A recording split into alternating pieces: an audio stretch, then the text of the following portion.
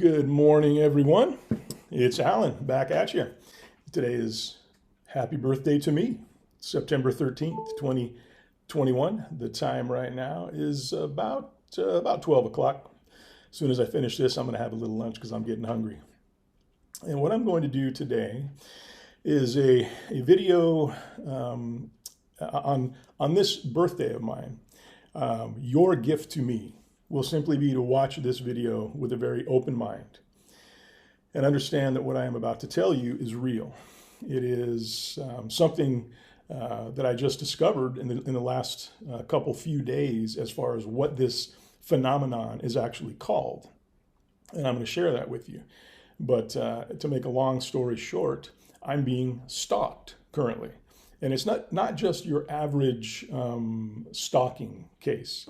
Once again, as I have many times in these videos, I'll go back to my law enforcement days and let you know that back in the 90s when I was a detective, I specialized in domestic violence and stalking investigations because the two go together very much. It's not uncommon at all when there is domestic violence and the marriage is breaking up that particularly the male half will, maybe move out peacefully. And then as soon as he learns that the former wife is involved in a new relationship, especially if he suspects it's now become a sexual relationship, the male half typically goes nuts. And then the stalking begins and the threats and the following around from city to city and from job site to home, et cetera, et cetera, et cetera. So I went to specialized training for this. And I worked many cases involving this and got pretty good at it. And what's interesting to me now is that what I'm about to share with you is a form of stalking. It's out there in the, there's documentation of it on the internet. I'm going to post some in the show notes, and there's plenty. I'm just going to post a couple of the more interesting links I found. And this kind of stalking, which was unheard of back in the 90s when I was going through this formalized training, it actually has a name.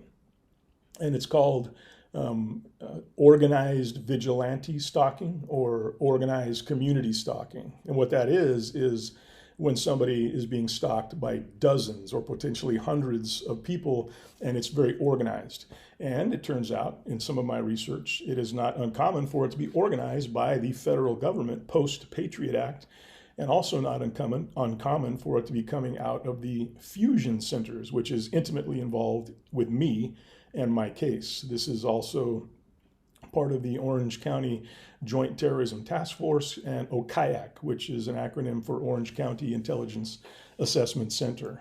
And I would guess that they are probably involved in it. And what this is the organization of stalking groups to basically hound somebody to the ends of the earth until they either go crazy or they can get them to lash out and commit a crime, thereby incarcerating them. Or if they are persistent enough in complaining about it, what happens? I've told you this, I've been telling you this in video after video. That person will appear insane, and that gives them an opportunity to institutionalize that person. If they are able to get that person to commit suicide because of the how unbearable it is to live under these conditions, that is the ultimate prize to these people. It is completely unconstitutional, it is illegal, and it is sick. Now, what I'm going to do, I want to also just take a little pause right here and say I've been referring to, quote, federal law enforcement, unquote, as I have been very aggressively going after corrupt law enforcement. And there is much of our federal law enforcement is thoroughly corrupt, to include the FBI, and Capitol Police, Washington Metro Police, and a number of others. But I want to again single out the U.S. Marshal's Office as an organization that I haven't seen or heard of this corruption being so prevalent with them. So I want to make sure that there is some distinction between some of these federal agencies. And also, you're going to hear me saying some negative things, as I have in the past, about local law enforcement, to include Costa Mesa PD. Go back and review my Mother's Market videos and the arrests that happened there that were staged, and who eventually defended one of those arrests. And also my arrest at the fence. I did 2 videos on that also. When I was arrested on May 21st, 2020, and I again showed the evidence, showed the receipts that although I organized that protest and I was totally prepared to be arrested during that act of civil disobedience, I explained how and why the sheriff's department intentionally blew that situation up, to DEFCON 5 with the actions they took for a very specific purpose. And I encourage you to go back and watch the video. I'm not going to rehash the whole thing, but and these secret societies that I've talked about in previous posts are pervasive throughout law enforcement. I honestly, after a 24-year law enforcement career, had no idea. I've explained this before, that I don't recall ever even hearing people talk about being a Mason or belonging to a Masonic lodge. So it just goes to show you how good the secrets are when a 24-year cop who rose to the rank of police chief doesn't have a clue that is going on around him, and it's pretty prevalent.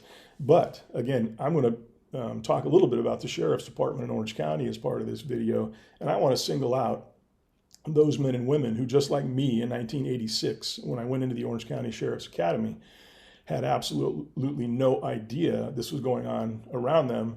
I'm not referring to you folks. You're out there doing a great job, and I love you, and the country loves you.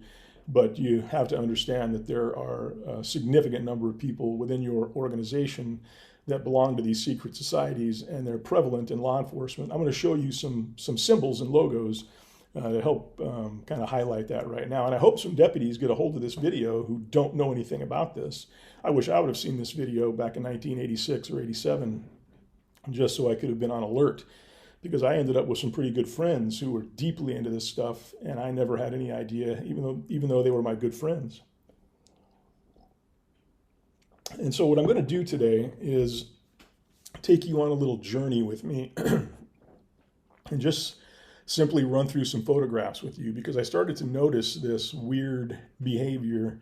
Well, first of all, I was completely blind to everything until I was indicted. And then that was June 10th. I was kind of re-indicted again into Washington, D.C. 4 days later on June 14th, and had, that was kind of an official formality to get my case into D.C. and let that particular judge give me my new conditions of release, and that was that. And then so I'm just, fat, dumb, and happy, living my life, thinking this really sucks. And then all of a sudden that Revolver News article came out that I told you about over and over again back on June 14th. I believe I read it actually on June 15th.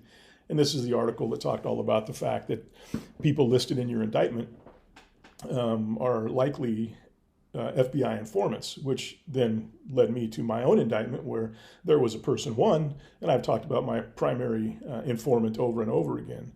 He's Morton like the salt, and I have no doubt about that. And this will be proven in court, if it ever goes to court. But what I'm going to do now is,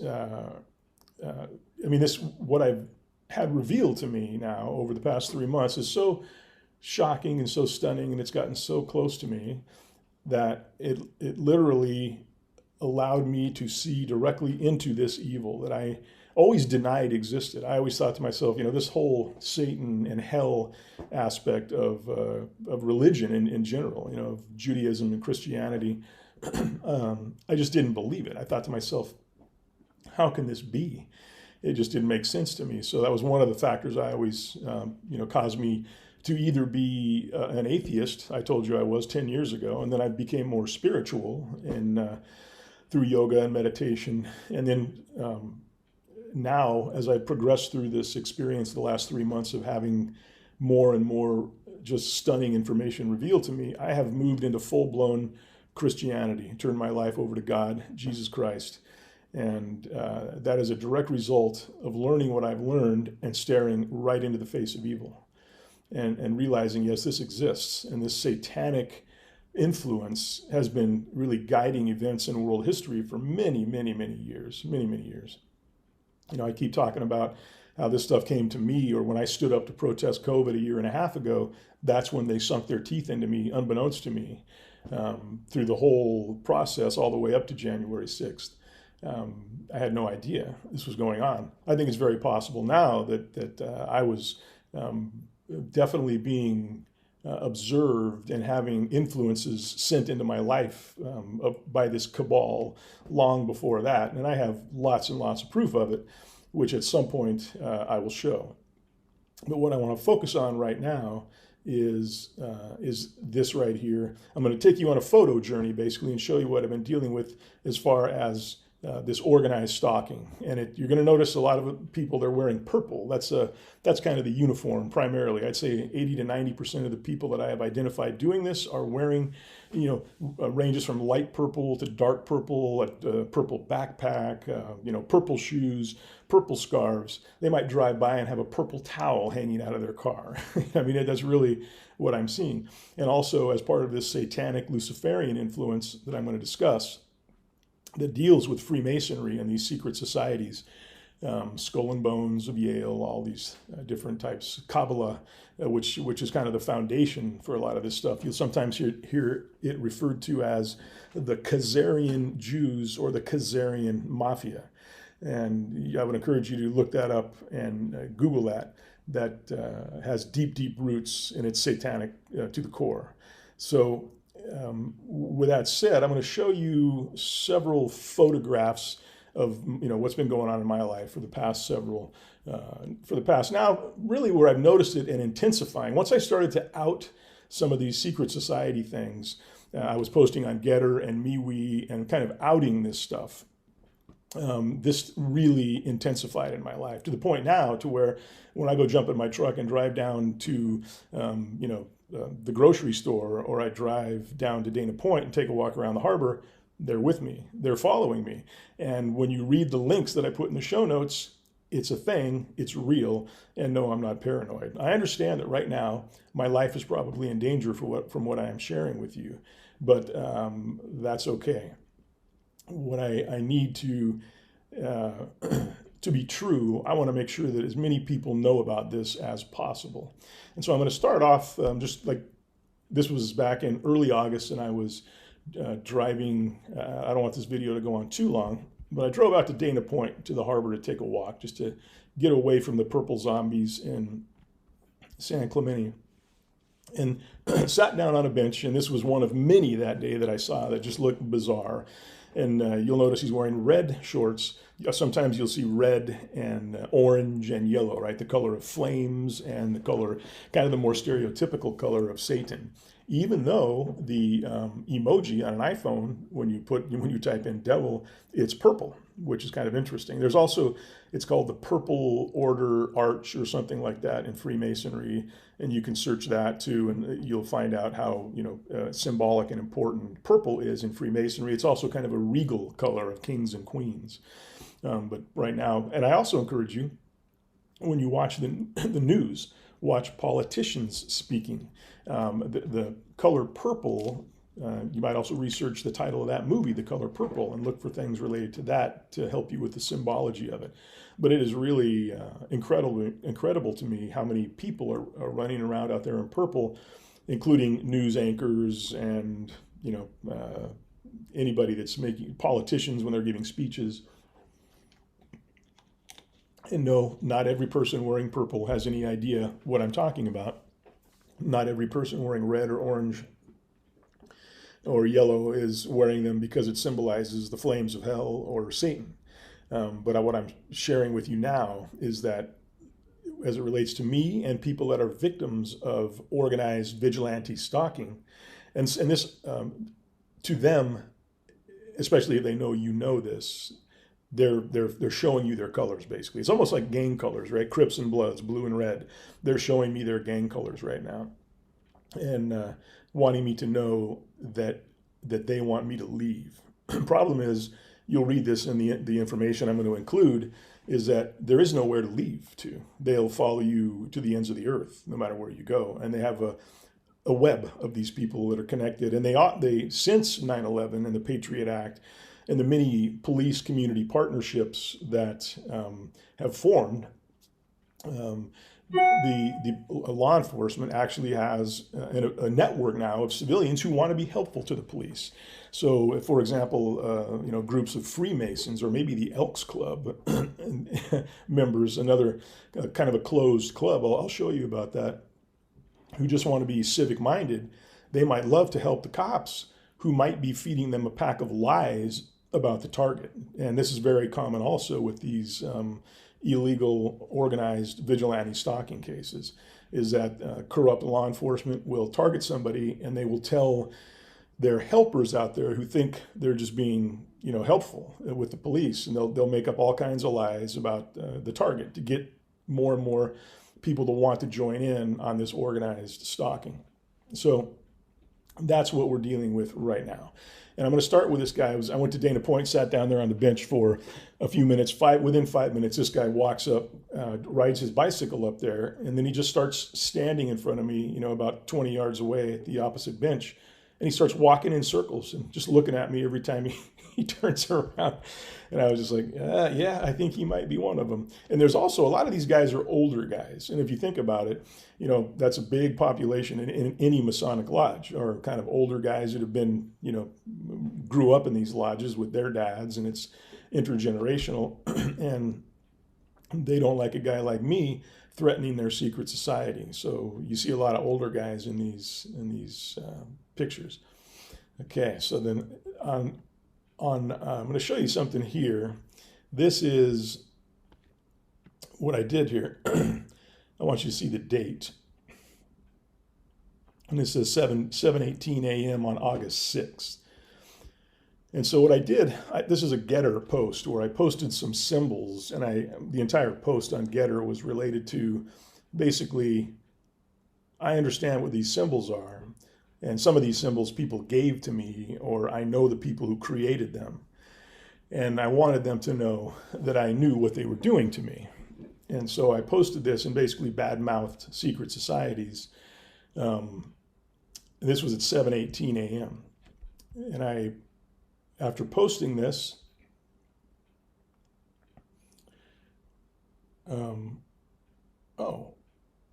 now I have to look. Where did it go? Because within a few hours, a red shoe showed up on a car on my normal walk.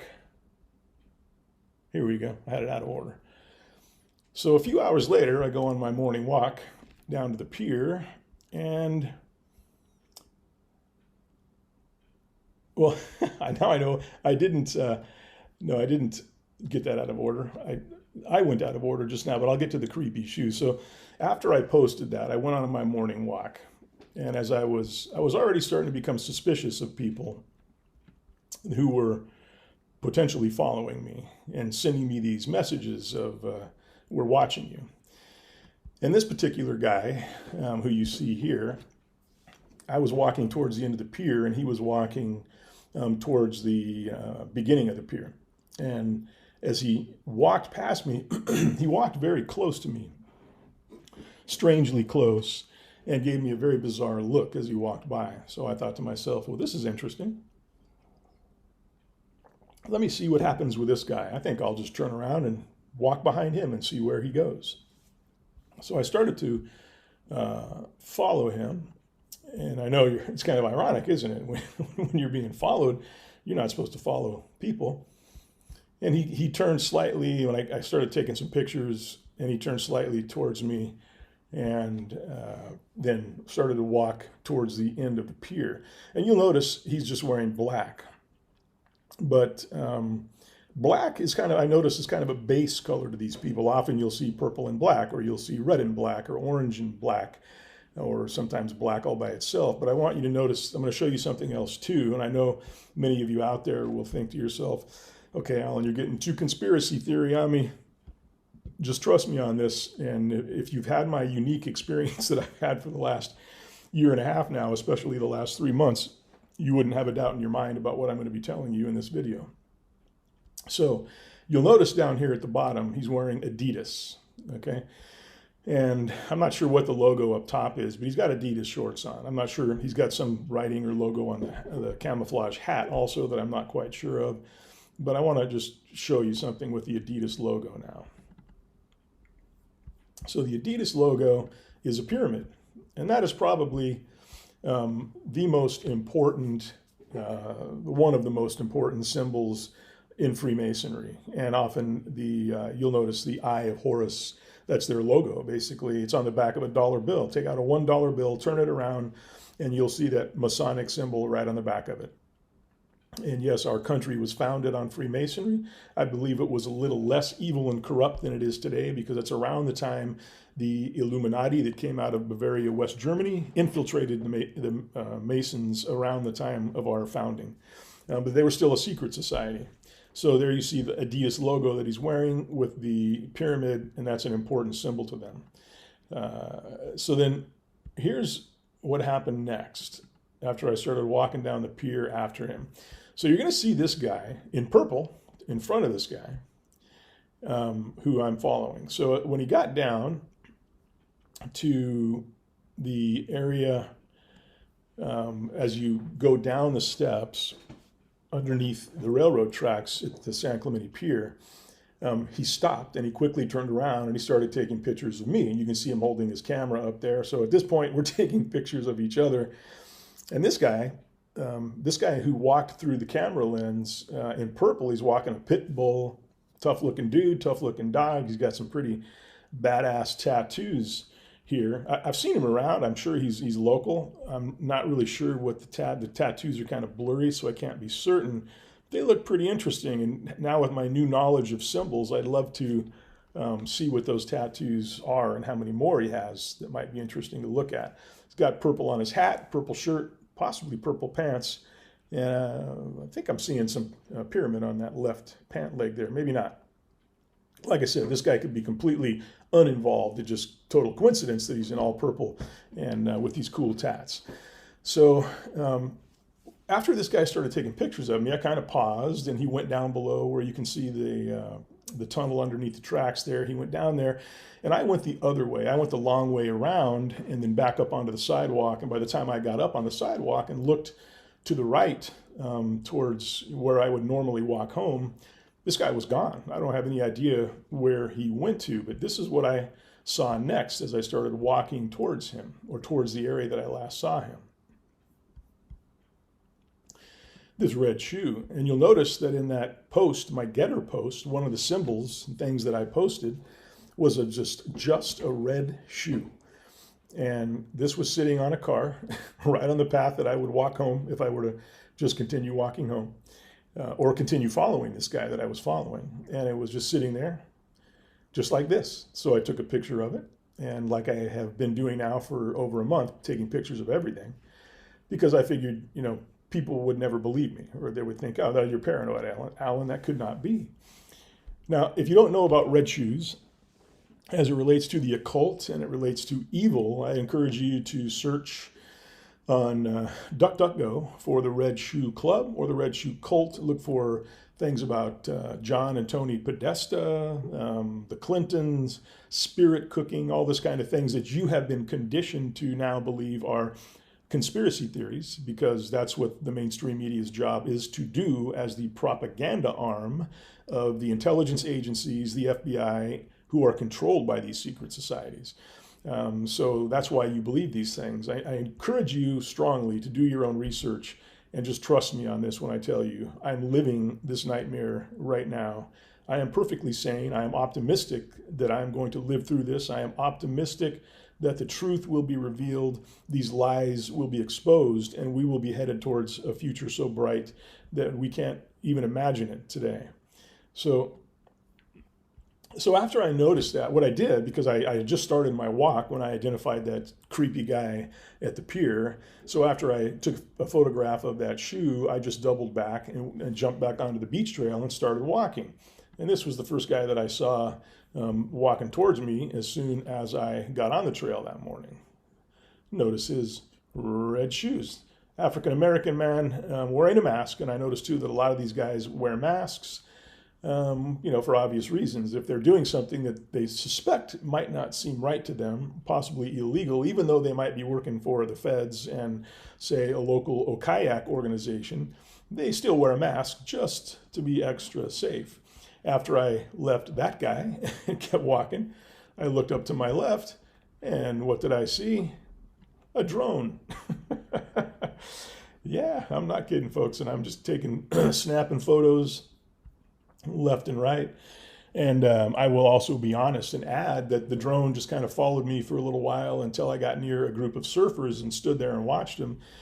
And it stopped there too, over the surfers. And then when I walked away from the first surfers, it hovered over the surfers and didn't follow me from there. It might be because I was flipping it off as I was standing there, but who knows?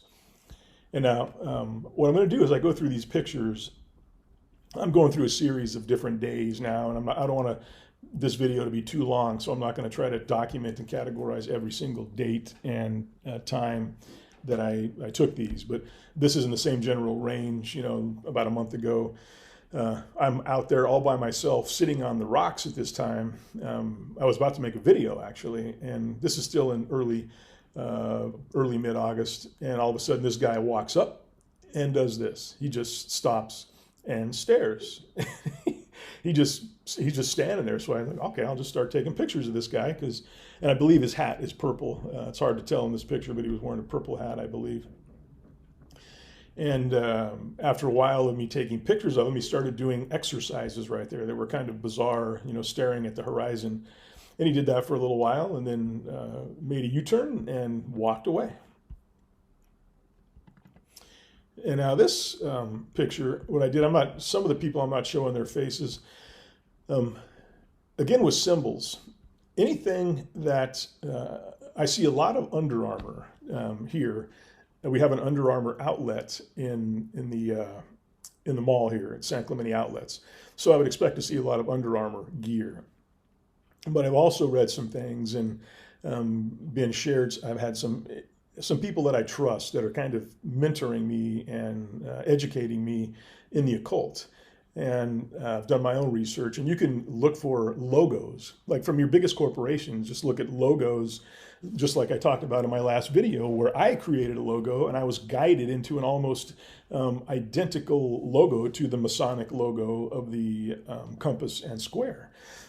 So this is hugely important to Freemasonry, is that these logos have a double meaning. And the Under Armour has a couple of things going on for it. And this guy, he's wearing a purple shirt, purple shoes, red shorts, right? So he's got the red going on too, and the red Under Armour big logo on his chest. And I believe it is Ephesians. And again, as a new Christian, I'm studying the Bible, and I am listening to some pretty good and interesting websites, YouTube channels and whatnot. You might go to Truth Unedited on YouTube. That's a really, really good channel. And so the double meaning here for Under Armour, the Ephesians reference is, I believe that's where the reference about putting on the armor of God comes from. So if you were the antithesis of putting on the armor of God, and you were putting on the armor of Satan, where might that armor be found? Well, it might be found down under, the Under Armour. And then it has a second thing going for it also, which is the big U that comes up from the top is kind of has the appearance of horns. And that's a big, big plus if you are in these secret societies that are satanic. Again, not everybody that wears this stuff has any idea. I've worn plenty of Under Armour things in my life. I would say 99% of people that wear Under Armour don't have a clue. But the ones that are walking around with their secret handshakes and their secret phrases and winking at each other because they've got a secret, that are wearing this, they know. And it's kind of a symbol to each other that, oh, you might be one of me. Okay. So as I was walking on the beach trail, I noticed things like this, right? There's a big black Sprinter that parked in the Linda Lane parking lot. There was another one right across from it the same day, parked, right across. And at times I thought it was actually feds that were driving down in these Sprinters and just unloading a bunch of people and walking and kind of monitoring what I might be discussing on the phone. They've got technology known as a Stingray device where they can drive up next to your car if they want and just point it at you and suck up all the data that you have on your phone. And they'll do it whether it's constitutional or not. And this happens all the time where they'll suck up this data from people's phones, and you'll never know it happened, and they'll never say they did it, but they might find some interesting tidbits that they can then use to build probable cause against you and never have to reveal the fact about where they got it, because it will look organic as to how they got it. And it's called Stingray. You can do some searching on this technology on your own. And so I thought to myself, I was probably feds that are walking around. And very early on, you know, I see these guys walking around with kind of pasty looking with their Magnum PI Hawaiian shirts, trying too hard to look like they're beachy. And that was another indicator where I thought to myself, wow, they must be feds. But now I'm convinced, no, it's probably primarily at this point these secret society types. Again, Freemasons, community groups that work with law enforcement and think they're doing law enforcement a favor, and they're out there now. And you know, you think about it, they get to play like cops, right? They're out there. They're using their cell phones. Sometimes they use two-way radios. And you'll read more about this. One of the links that I'm providing you in the show notes is actually 81 pages long and goes into great detail. And once you know what to search for, organized community stalking, you will get pages and pages of stuff on this. It is happening, it's real, and some suggest that it is a primary reason for a lot of workplace violence that we see. However, you never hear it discussed that way, and that is, it's oftentimes, this happens in the workplace where somebody is stalked by a number of people in this weird way where they're followed and harassed throughout the workplace. And it's done in ways that are very subtle, and you'll see when you read the information. But eventually it'll drive somebody crazy. It'll drive them out of the workplace. And if they were to have gotten a severance package, they don't have to worry about the severance package. The person has been blackballed. And they will continue to follow that person and try to keep that person unemployed by letting other, future employers, potential employers know, oh, this happened or that happened. They'll make up lies about the person to try to destroy the person. And again, if homelessness or suicide is the end result, oh, they give themselves a huge pat on the back. Now, these two women were walking past me one day, and I thought, wow, this is we got a couple of good things going on here. Again, we got the base color black, and they looked like they're in a uniform. I mean, their shoes match, their pants match, their shirts are both black, but they have different logos. Again, you've got the Under Armour logo, and you have a 5-point star, a pentagram in a circle.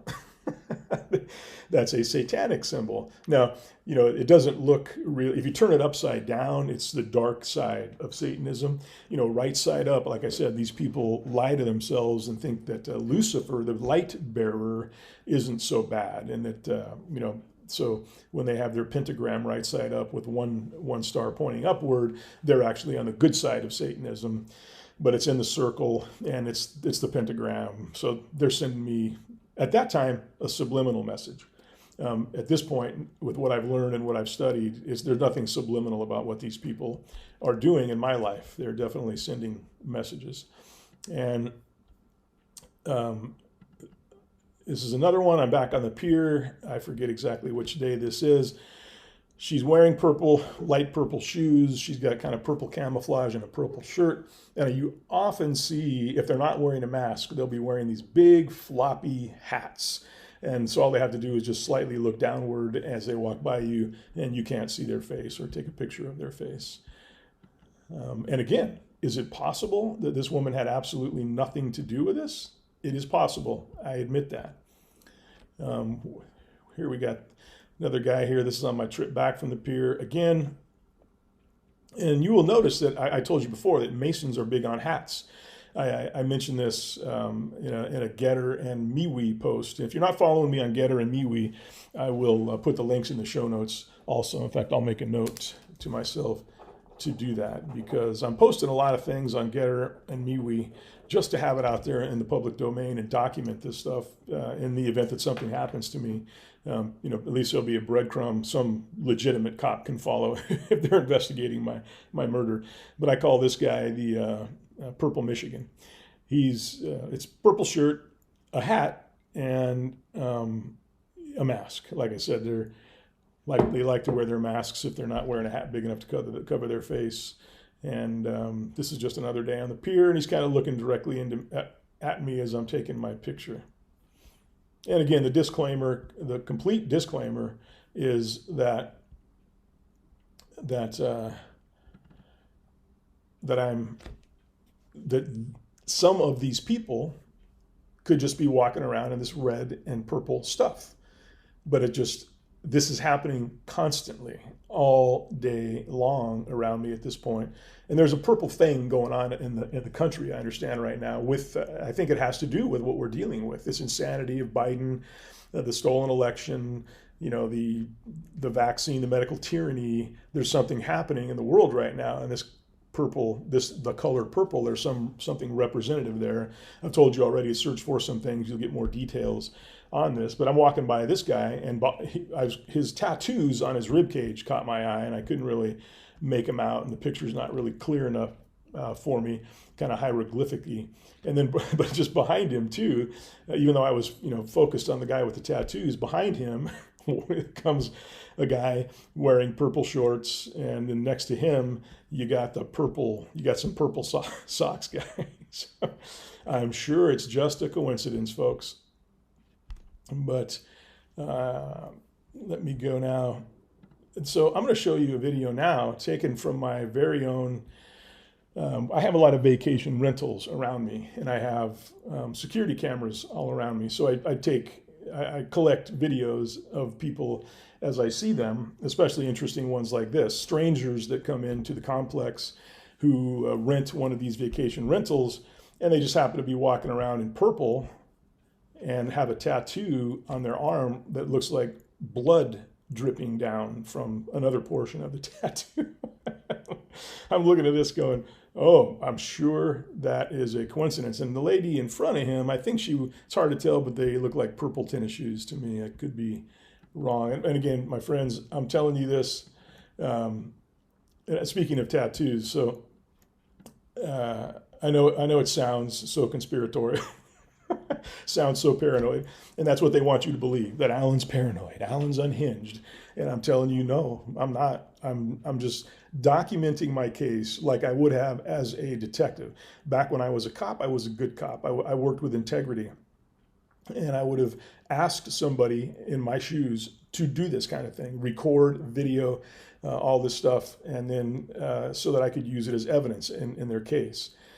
And so I'm not crazy, I'm not paranoid, I'm not unhinged, but they want you to believe this. There's probably going to be some point where they're going to look at this video, or they'll try to use this video, the powers that be that want to take me off this earth and shut me up. And they'll potentially use it to, try to force me to go to some shrink and have an evaluation where they will declare me crazy and institutionalize me.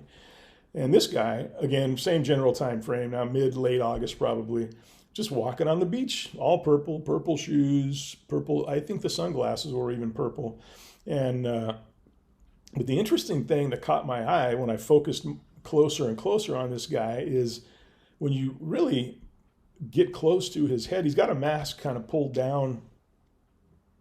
And again, I don't know if these are tattoos or what this is going on the back and side of his neck, but it looks like something dripping down out of his hair. So I don't know, the hair looks weird, could be some hair dye.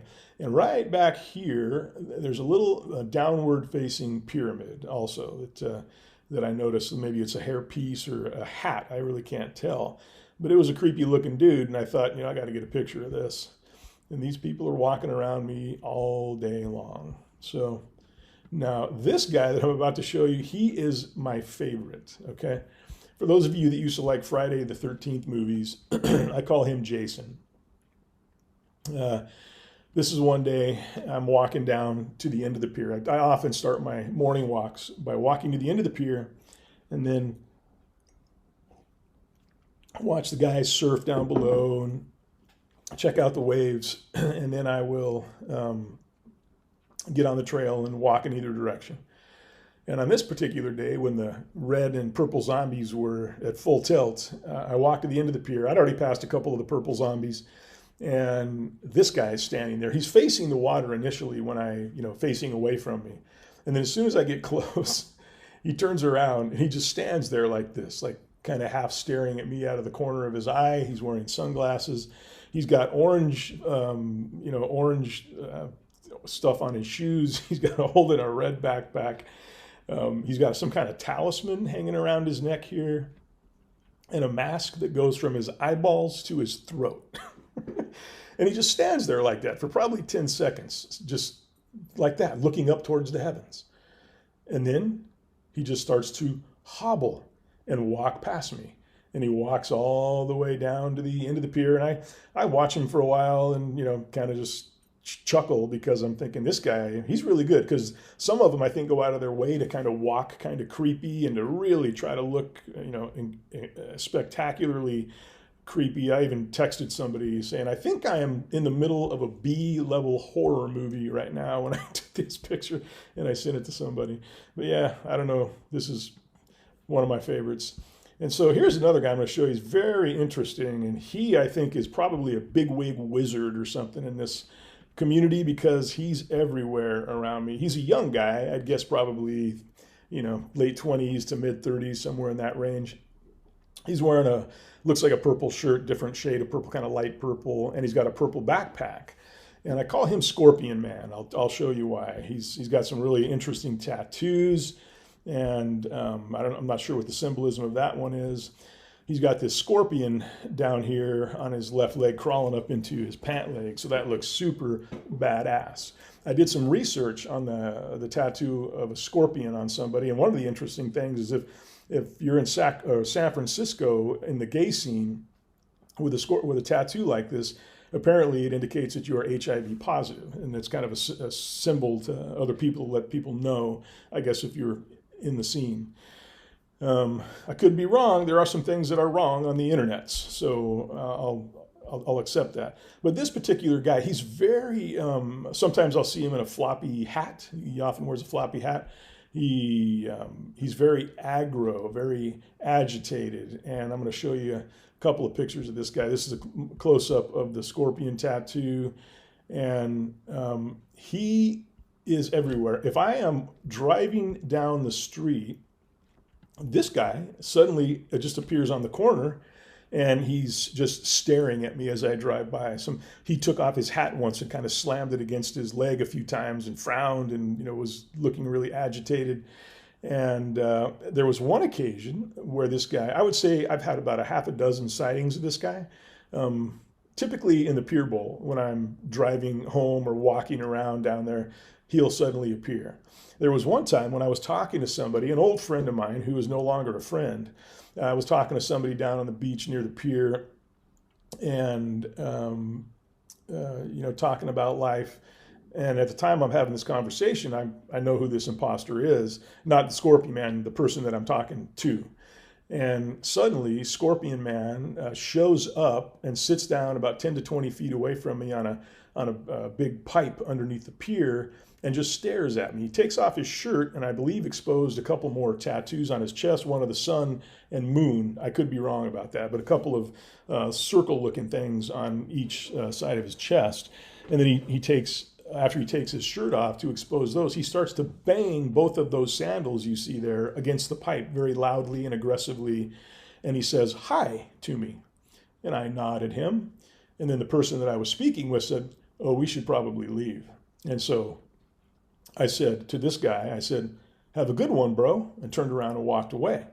So I don't know who this guy is. I'm guessing he's probably a bigwig in the Satanist, Wiccan, Freemason Elks Club community here in San Clemente.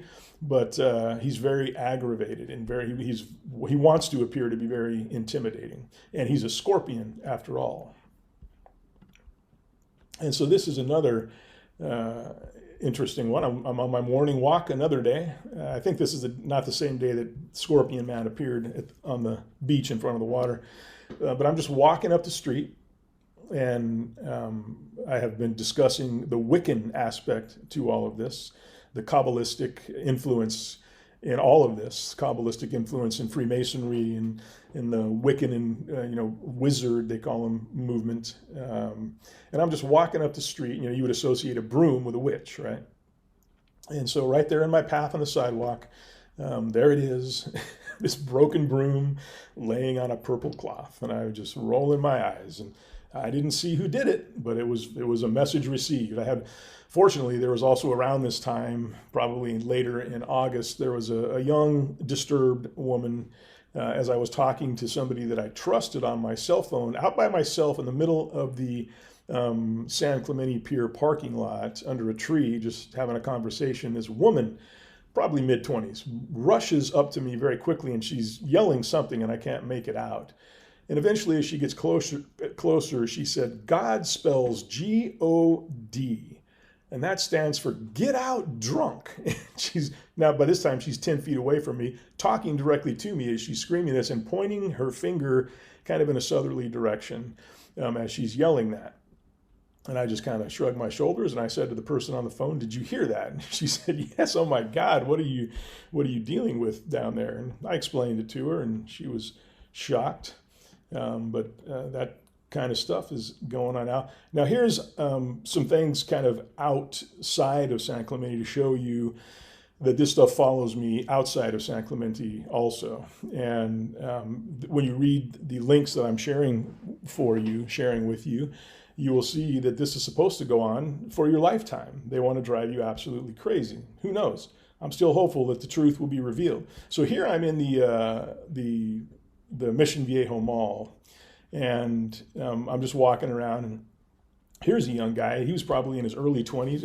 He's sitting there in his purple, and he's got Baphomet. Baphomet is the satanic goat that you often see in the upside down pentagram when they want to represent the dark side of Satanism and not the lights bearer of Luciferianism that they think is better. But yeah, so this is somebody who's just sitting there, and the purple people were everywhere when I was in the San Clemente Mall. I'm going to show you now. It's kind of out of order a little bit, but I want to show you the San Clemente. You know what? I'm going to get to that actually. Let me do something else first. I'm going to show you something in Yorba Linda. So I went to Yorba Linda. And I was in a hotel in Yorba Linda for a couple of days. And I have some relatives out there, and I just didn't feel like, doing a bunch of driving. I thought I'd get away from the San Clemente purple zombies for a while and, see what happened in North Orange County. And yes, they were everywhere in Yorba Linda. I stayed at a nice hotel, and really within an hour of my checking in, there were probably, I saw at different times, groups of anywhere from 5 to 10 people that seemed to know each other checking in after me, many of them wearing purple. And I'm sure some of them had nothing to do with this, but I'm sure many of them did. And this is one particular character who was the creepiest guy. And he was, like, you can see this black back of a pickup truck right here. That's my truck, parked right across from where I was staying. My room was right across from this. And when I arrived, he was, I don't think he was there right when I pulled in, but shortly after. And you'll notice that he's standing underneath the setting sun above him. You can hopefully see that. I'll lower it a little bit to make it clearer in the picture. And what he's doing there is, it's hard to tell because the picture's a little blurry when you enlarge it, but it almost looks like he's doing this with his, like with his left hand. And with his right arm, he's making a Masonic arm gesture. That's a very, very well-known Masonic arm gesture. One of the theories that I've heard on this, and I'm sure there are many, and it probably has more than one meaning, but that is the symbol of basically indicating that they are aware that they know they will be cut in half and their innards burned and scattered to the winds if they ever reveal their secrets. Now, again, I don't consider myself an expert, but I sure have been doing a hell of a lot of research lately. And he's also wearing purple shoes, and I can't really tell what color the shirt is. And so this guy's like right there almost as soon as I get to Yorba Linda. I'm going to show you now what I meant by Masonic arm gesture. These are Masons actually in their full regalia on the left. And I'm not sure who this guy Fred Hammond is, but I got this, the African-American gentleman in all red, the suit in all red on the right of this picture. He is, somebody wrote a bunch of things on the internet indicating that he, whoever he is, apparently deals in Satanism. And it's not just this picture. They showed a whole bunch of things about whoever this Fred Hammond guy, and it's a public website that's out there. I just took this picture from it. But this is a Freemason arm gesture right here. And you'll notice too, it looks kind of like when you pledge allegiance. And consider that our country was founded under Freemasonry. Many of the founding fathers were Freemasons, and they love the double meanings are very important to them. It gives their primary meaning more power when they are able to push this off on us and we're oblivious to it, just like the pyramid and the eye on the back of a dollar bill. But that's the arm gesture I just wanted to show you. And there are various variations. Like you see the Masons up there, they kind of have it at a little bit of an angle. Sometimes people will make a fist to show more power. Other times they'll slide the hand under their coat, because the hidden hand is also a very powerful symbol in Freemasonry and the occult. And so when you see that, that's what it's all about. And this is I'm going to play a quick video for you, because you'll see this guy again. This is, I think, the next day where he's walking around right there. Very animated talker too. He was. The whole time I was there, he spent probably hours just wandering around out behind my room near my truck, and he parked his car right next to me. At one point, when I was walking out to my truck, he almost appeared to be crouched down and surprised me coming up between our two cars and then walking straight towards me. And that's one of their tactics and techniques, is to try to like shock you at times, or to swerve a car in your general direction as you're driving or walking. They do all kinds of things like that to try to drive you crazy. Now, I'm going to come back now to back to San Clemente and the Elks Club. And you'll notice here, again, I want you to do your own research, and you can, search the founding of the Elks Club back in the late 1800s, and it was basically the Freemasonry under a different name. Their initiation rites were the same. It's all the same, and it's of course, just like Freemasonry, there has to be some satanic roots to it, Luciferian roots. And I'm going to show you some things about this this marquee here that's up on El Camino Real. And I know they're not going to like this, but what else are they going to do to me besides kill me? And if they do, folks, you heard it here first. It was no accident. So I'm going to enlarge this and show you a few things. First of all, do you notice the color that it's in? Purple. Many of these service clubs, like the Rotary Club, Elks Club, Kiwanis Club, not everybody, but a lot of these clubs are kind of like lower level feeder clubs that eventually these guys will join both of them. For example, Ole Hansen, the founder of San Clemente, you can find it in his bio. He was an Elks Club member, no doubt probably founded this very club back when he founded San Clemente. And he was also, in his bio, a Freemason. He was a very wealthy and powerful man, and no doubt he was a 33rd degree top level Mason. And so in addition to the purple that you have here, you'll also notice it's an Elks Club, right? So they have a big elk there with the horns. And if you, like I said, the horned animals like the goat Baphomet, right? The goat's name is Baphomet. And the goat is the symbol of Satanism. So what we have here is a red pentagram above these horns, these antlers. This is an elk, of course, so it couldn't be satanic. But their acronym is BPOE, which stands, if you look at their website, it stands for the Benevolent Protectors of the Order of Elk. Very clever, very interesting. But if you really pay attention and you start to look at that symbol, and you know the goat Baphomet is the satanic goat, and then all you have to do is pull out every other letter from Baphomet, and it's a perfect match. The B, the P, the O, and the E in the Elks logo is every other letter in the word Baphomet. B-A-P-H-O-M-E-T. I know. And things like this really get them off, right? Because they want to be clever, and they want to hide these symbols right in our faces. They want to hide what they're doing right in our faces. You'll also notice that that it's 11 o'clock. The number 11, search this for yourself. The number 11 is hugely symbolic to these Luciferian Satanist types. And again, I posted something on Me, We, and Getter talking about 9/11. I have no doubt, it is clear to me now that 9/11 was an inside job. You can, look at building number 7. The towers themselves stood up from the earth like a number 11. They were taken down on 9/11, a hugely symbolic day. It is 11 o'clock on this logo, and that's, just like I said, hugely symbolic. So I'll leave it at that. This is your local Elks Club in purple, and I'm pretty sure they're probably somehow involved in this too. But I could be wrong. So let me go now to the Elks Club door, because this is also, you will notice, and this is also the San Clemente Elks Club. You got the purple, you got the same logo right up there on each side, and the door is all white, and this is also symbolic. And you see black over white, the black wrought iron, the white doors. Black checkerboard floors are also Masonic. You'll see a black and white checkerboard floor in almost every Masonic lodge. And you can see kind of checkerboard pattern there, right? You see squares. You see 3 rows of small squares in each panel of wood.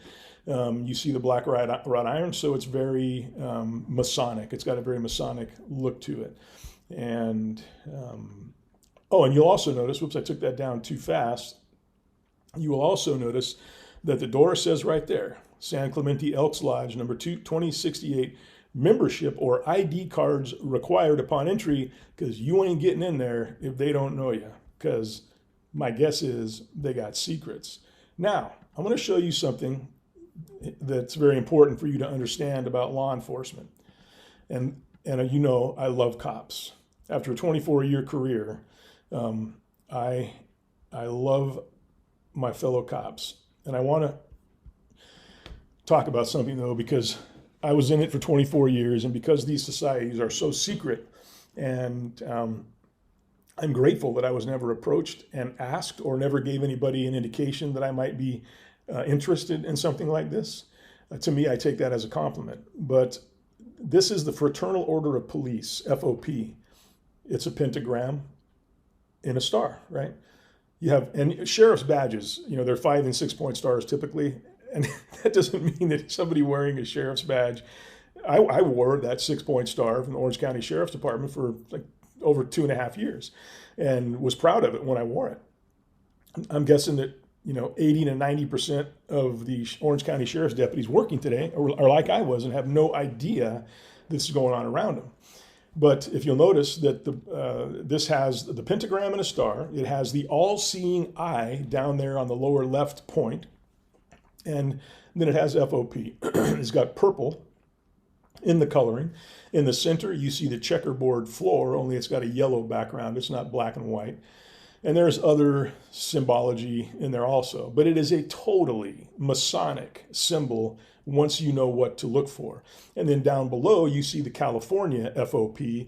And I can tell you from my own experience, unless something has changed, you hardly ever heard of the California FOP as a cop when I was growing up and going through the ranks.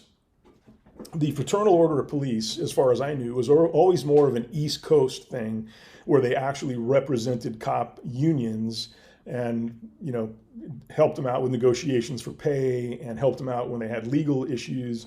But in California, we had something called the LDF, the Legal Defense Fund. We also had a group called PORAC, that was like the umbrella organization for the police unions. And then every single police department and sheriff's department had its own police officers association, or some other word if you were a sheriff's department, but it was basically a police union. So this FOP stuff was never, ever a big deal in California, but apparently we have a chapter, and it's even got its own logo.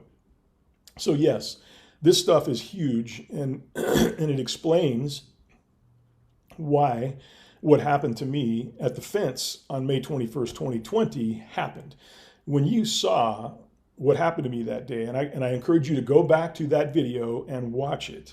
And I explain everything. I show the evidence. There's 2 segments to that, and there's 2 segments to the Mother's Market arrests. And when you watch those 4 videos, you will say to yourself, yeah, this looks so weird and it looks so unprofessional with what they're doing and it looks so staged and scripted that this can't be real. And then all you have to do is know that when this kind of stuff is going on, it is being controlled by this secret society element within law enforcement.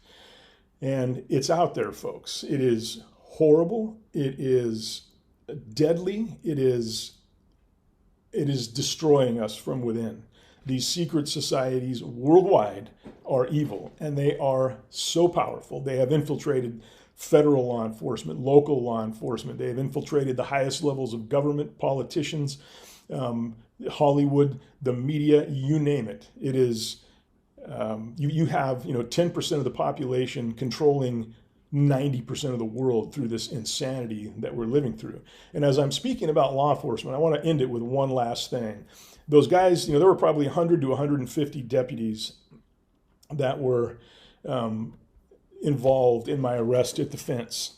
And I have no doubt the command staff are giving themselves the secret handshake and are involved in these secret societies for what happened to have occurred.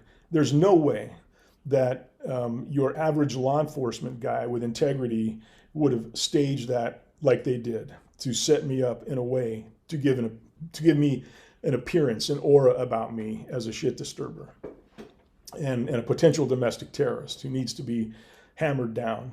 I was protesting because they stripped away my rights and your rights. And as we've seen a year and a half later, I was 100% correct in standing up and fighting back against this. But I want you to notice something very interesting about this sheriff's command staff. This is his command staff, right? Every police chief, every sheriff has their command staff. And this is their inner circle of people. And in 2021, the fact that a sheriff's command staff does not have one woman or one person of color blows me away. Now, I understand Orange County doesn't have a large African-American population at all. So I could see, maybe having that as an explanation where, of the, 1, 2, 3 of the more than a half a dozen guys involved in this. I'm trying to raise this up a little bit. Okay, well, down below, for some reason, this won't lift up. There we go. I'm going to show you the lower rung of it here, because you can see the bottom rung too. Now, there's not one Hispanic person, not one woman. You see the woman on the lower left down there, and her name is Mary Izadi, and I'm sure she is not a sworn person. She's not duly sworn sheriff's person. She's a civilian constitutional policing advisor, ironically. But all white guys, all white males involved in this command staff. Think of the huge Hispanic population in Orange County and not one Hispanic, not one woman. What does that make me think? Well, me being the suspicious guy who doesn't accept any coincidences, the former detective and the former 24-year cop, it makes me think that there's something much more important to this particular sheriff than diversity and inclusion. Because I guarantee you, in a department of a couple few thousand sworn people, there are some women and there are some people of color that are more than qualified to be in his command staff, and they're not there.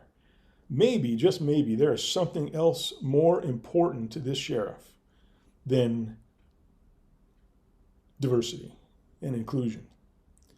And I'll let you be the judge of what you think that might be. And on that happy note, I'm going to be praying for this world. I'm going to be praying for everybody in this great nation of ours. I pray so many times a day now, I can't even begin to describe to you how close I feel to God now, and how close I feel to Jesus Christ, and how much I understand his sacrifice on that cross and what it was intended to do for us here on this earth. But I needed to be slapped awake to see this. And I am telling you, my friends, this is going to sound hard for a lot of you to swallow, what I just shared with you. But please continue to do your research on this. Please pray for me, pray for my family, and understand what's happening around you. And just like I am, I want you to be sane and rational and optimistic about what potentially could be coming out of this. I still believe the good guys out there know everything about what I just told you and shared with you on a global scale. And the good guys in this country are going to, or in the process of putting together one heck of a plan that is going to expose and destroy this evil. And we as a nation and we as a global population are intended to feel this pain and see and live through this insanity so that we can make it right and so that we can expose it, destroy it, and take our country back again. And with that, avoid large crowds at this time. Be peaceful. No matter where you're at or what you're doing, be peaceful. Pray for me, folks. With that, I'm going to end it.